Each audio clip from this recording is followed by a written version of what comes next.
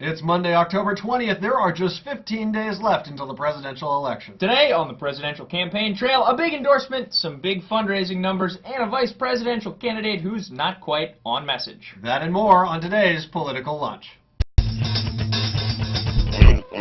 Welcome back to Political Lunch. With the election just 2 weeks out, we have some of the biggest news to cross our desk in quite some time. First, you've probably heard by now that former Secretary of State Colin Powell has endorsed Barack Obama. Powell made the announcement yesterday on Meet the Press with Tom Brokaw. We've got two individuals.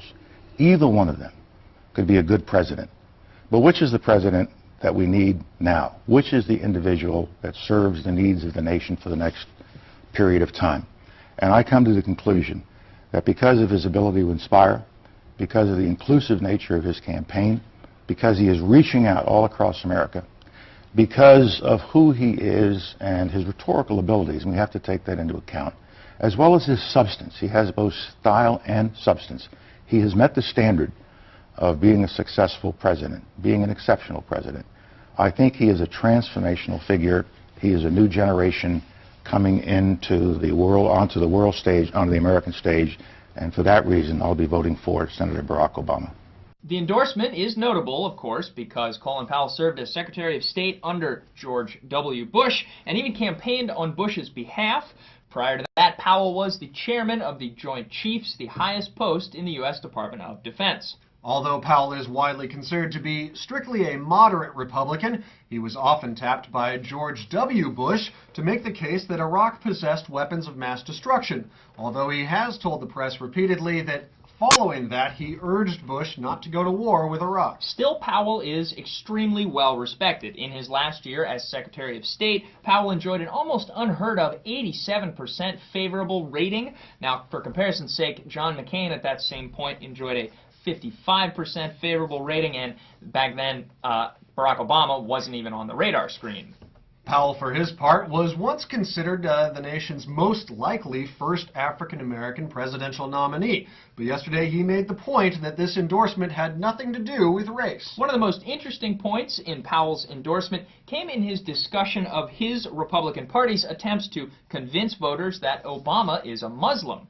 Said Powell of Obama, "He is not a Muslim. He is a Christian. He has always been a Christian." Powell then went on to say, "But what if he is?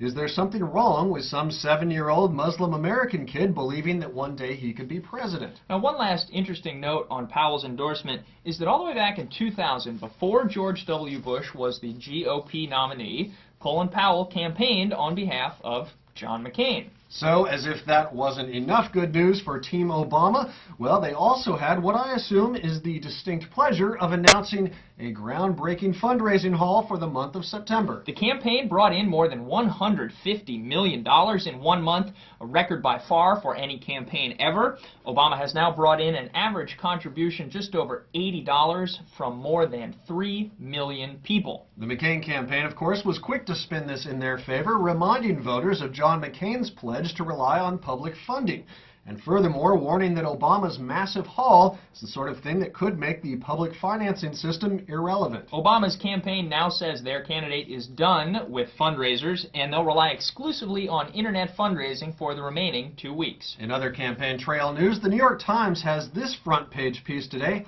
highlighting the lack of disclosure by presidential and vice presidential candidates when it comes to their medical histories. This is, of course, the most consequential for John McCain, who, if elected, would be the oldest president sworn into office and the only cancer survivor. Now, the physician who wrote this piece for the Times noted that, in general, the candidates this time around have been less forthcoming than their predecessors.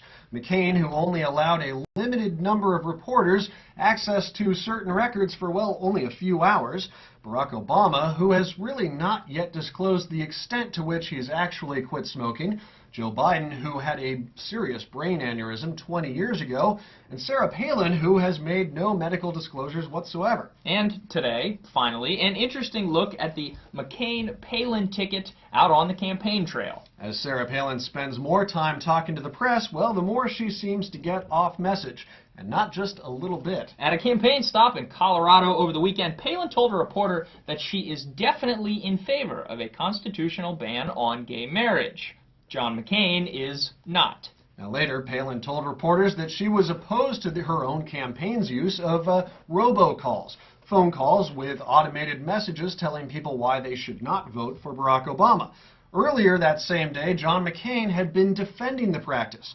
However, McCain has previously noted repeatedly their differences on many key issues, saying, well, what do you expect from two mavericks? Total agreement on everything, eh?